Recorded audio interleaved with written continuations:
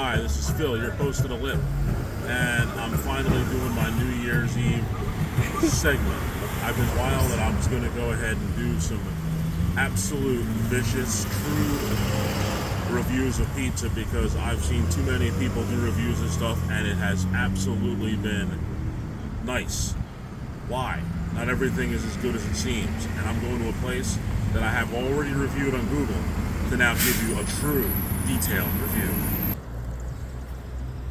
This is a slice of Muju's pizza, and I'm doing yet a second review, this time for Google and for my other stuff that I do. I'm looking at it right now, and just from the simple touch of the pizza, I already feel the softness and sponginess of it. Looking underneath, you can clearly see the dots where it's been sitting on a screen when it was being cooked, which is definitely strike number one. Size of this pizza isn't too off from what I would get from Seaside in New Jersey, which is sort of a plus. $4 price tag, well, I can certainly see better pizza that I've eaten that has cost far less than this. So now, let's begin the dissection. Now I've got the crust in hand. This is the first part of the pizza. First thing you need to know is a basic slice of pizza has cheese, sauce, and crust. If the three of them are no good, the pizza's no good. If the three of them are really good, the pizza's really good. Now, like I said, it's already been a screen used in order to make this pizza, which means that it's already way too spongy. Absolutely tasteless. Not going to keep that stuff in my mouth any longer than I have to. Not worth the time. Next part of the dissection of this slice of pizza is the cheese.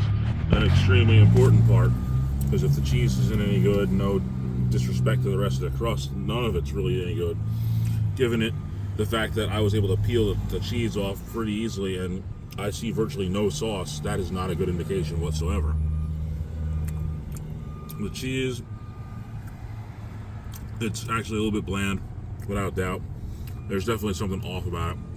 Just looking at it from the top, I can tell you right now, if I decided to really make myself a rich individual, what I would do is I would sink a well in this cheese and actually sell the grease, and I would be rich beyond my wildest dreams.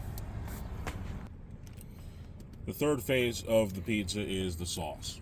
Had to peel off some of this horrible cheese in order to get to what I thought was sauce, but apparently this is probably the Sahara Desert as I go through here looking for just a little bit of sauce to try, and there's really none to be found.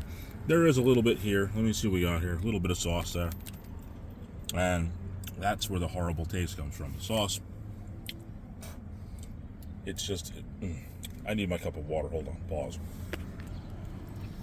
Alright, I had to get that taste of that sauce out of my mouth because if I don't, I'm going to literally end up trying to eat my own tongue in order to not taste anything else in this life. Now comes the ultimate part, which is to see whether or not the cheese, the crust, and the sauce do come together. Considering all three elements have failed, each individually by themselves, I can't imagine that the whole of the pizza is going to be any better than the parts. This is certainly an experience that I had the last time that I had pizza from this place. For some reason, my wife liked it, and I immediately threw it in the trash. And it looks like, after taking a nice little sample size of this, nope, I'm not even going to swallow that garbage. Without even question, this stuff, without a doubt, is one of the lowest levels of pizza that I've ever had in my life. The sauce is no good, the cheese is no good, and the crust is no good. It has no redeeming qualities whatsoever.